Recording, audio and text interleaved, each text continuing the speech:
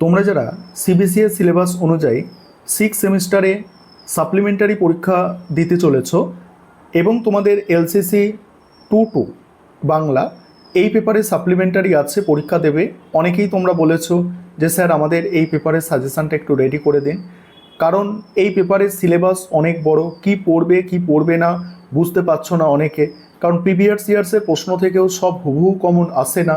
সেক্ষেত্রে দেখো তোমাদের জন্য একটা বেস্ট সাজেশান রেডি করে দেওয়া হয়েছে। তবে এখানে এই সাজেশানে কেবলমাত্র 10 নম্বর এবং 5 নম্বরের প্রশ্নেরই সাজেশান থাকছে না।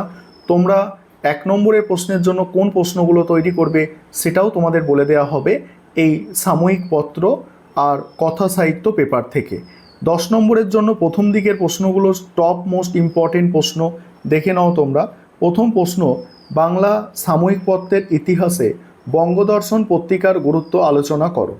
পরের প্রশ্ন আছে, রবীন্দ্র দত্তর আধুনিক বাংলা কবিতার ইতিহাসে কবিতা পত্রিকার ভূমিকা পর্যালোচনা করো।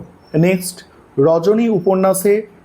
রজনী উপন্যাসের অপ্রধান চরিত্রগুলি আলোচনা করে উপন্যাসে তাদের উপযোগিতা বিচার করো। নেক্সট, সাবিত্রী রায়ের অন্তঃসলীলা গল্পটিতে আসলে পুরুষতান্ত্রিক সমাজের নারী পীড়নের একটি রূপকে তুলে ধরা হয়েছে, আলোচনা করো। পরের প্রশ্ন আছে, নারায়ণ গঙ্গোপাধ্যায়ের রেকর্ড গল্পটিকে কোন জাতীয় গল্প বলা যেতে পারে? গল্পটির নামকরণের সার্থকতা আলোচনা করো।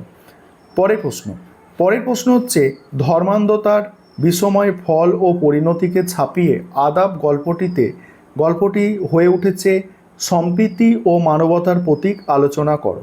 চোর গল্পের কাহিনী বিশ্লেষণ করে নামকরণের সার্থকতা বিচার করো। রজনী উপন্যাসের উপকাহিনী সংযোজনে সার্থকতা আলোচনা করো। টোবাটেক সিং গল্পে দেশভাগের যন্ত্রণা কিভাবে ব্যক্ত হয়েছে, আলোচনা করো। এই যে প্রথম 9টা প্রশ্নই এখানে রাখা হয়েছে, তার মধ্যে প্রথম 6টা স্টার দিয়ে চিহ্নিত করা হয়েছে। প্রথম 6টা প্রশ্ন কোনোভাবেই স্কিপ করবে না, দেখে যেতে হবে, এবং বাকি 3টে প্রশ্নও তোমরা দেখতে পারো। খুব সংক্ষিপ্ত সাজেশন, এক্সট্রা যে অনেক প্রশ্ন দেওয়া আছে এখানে সেরকম কিছুই ব্যাপার নেই। এবার 5 নম্বরের প্রশ্নের সাজেশন দেখে নেবে। তার আগে একটা বিষয় তোমাদের বলার আছে। তোমরা অনেকে এই পেপারে স্টাডি মেটেরিয়াল চাইছিলে, তোমাদের বলি যে স্টাডি মেটেরিয়াল আমাদের অলরেডি রেডি হয়ে গিয়েছে। তোমরা যারা স্টাডি মেটেরিয়াল পারচেস করতে চাইছিলে যত তাড়াতাড়ি পারো স্ক্রিনে দেওয়া নম্বরে যোগাযোগ করে স্টাডি মেটেরিয়ালটা পারচেস করে নিতে পারো। দেখো 5 নম্বরের এবং 1 নম্বরের প্রশ্নের সাজেশান। 5 নম্বরের প্রশ্ন, তত্ত্ববোধিনী পত্রিকার প্রতিষ্ঠাতাকে? কার সম্পাদনায় পত্রিকাটি প্রকাশিত হয়? বাংলা গদ্যের বিকাশে পত্রিকার ভূমিকা সংক্ষেপে লেখো।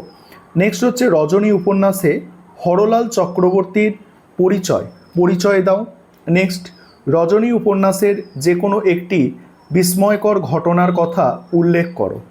তারপরে টোবাটেক সিং গল্পটির মূল বক্তব্য নিজের ভাষায় লেখো। নেক্সট, চোর গল্পে তিনটি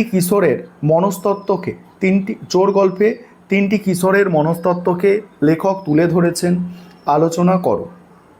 তারপর টিকা লেখো, সবুজপত্র। টিকা, রজনী উপন্যাসে বিদেশি সাহিত্যের প্রভাব।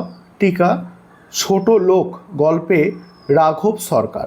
রজনী উপন্যাসে নায়ক বিচার করো। নেক্সট হচ্ছে, অন্তঃসলীলা গল্প অবলম্বনে শকুন্তলা দেবীর চরিত্রটি বিশ্লেষণ করো। নেক্সট, বাংলা সাহিত্যের সামগ্রিক বিকাশ ও উন্নয়নে ভারতী পত্রিকার ভূমিকা সম্বন্ধে সংক্ষেপে আলোচনা করো। তারপরে রজনী উপন্যাসে আত্মকথামূলক আখ্যান কৌশলের ব্যবহার সম্পর্কে আলোচনা করো। এখানে তোমরা দেখো প্রথম 8টা প্রশ্ন সবথেকে গুরুত্বপূর্ণ। এবারে তোমরা এসএকিউ দেখো। এসএকিউ তোমাদের 2024 সালের করতে হবে, 23-এর করতে হবে, 22-এর করতে হবে। মিনিমাম এই 3টি বছরের এসএকিউ প্রশ্ন তোমরা দেখে যাও। আমি দেখো 24-এর প্রশ্ন টুকে দিয়েছি, দেখতে পাচ্ছ। আর আমাদের স্টাডি মেটেরিয়ালের মধ্যে এই সমস্ত প্রশ্নের উত্তর তোমরা যথাযথভাবে পেয়ে যাবে। যারা স্টাডি মেটেরিয়াল পারচেস করতে চাইছো অবশ্যই তোমরা স্ক্রিনে দেওয়া নম্বরে যোগাযোগ করে স্টাডি মেটেরিয়াল পারচেস করে নিতে পারো। দেখো 1 নম্বরের জন্য এই প্রশ্নগুলো তোমরা তৈরি করবে।